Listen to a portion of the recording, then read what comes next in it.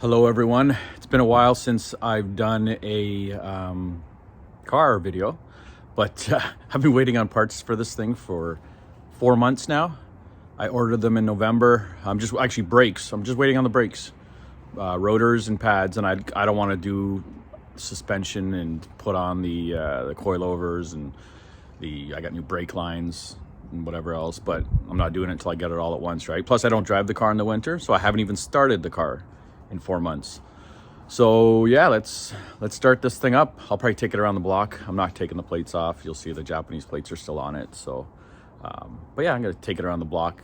It's dry today. There's still salt on the roads, but it's not wet, so it won't, I guess, get stuck underneath the car. Since I care so much about this little baby, let's get this thing started up.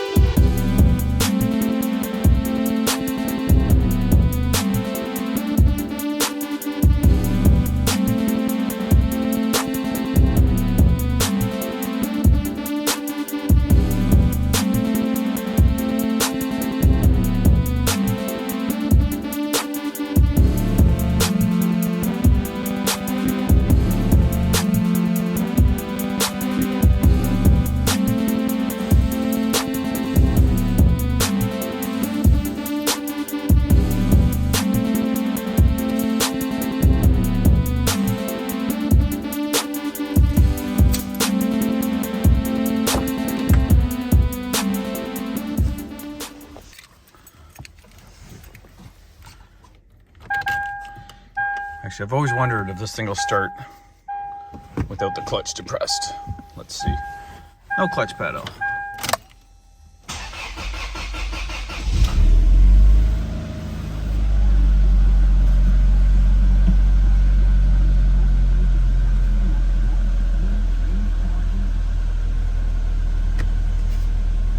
Yep, she starts without the clutch pedal. That's good. Yeah, I noticed this car takes a little bit to start, even when I've been driving it. I gotta check out like the mass airflow sensor, whatever it's called. And just, I've never even looked at the air filter, anything like that. I'm gonna check all the wires and coil pack connectors, things like that. I don't know if it's normal. If you guys know if it's normal, let me know in the comments, but could just be the older technology in these cars. But it always seems like it takes a good bit. That was a little bit longer than normal, but it wasn't far off of what it normally does.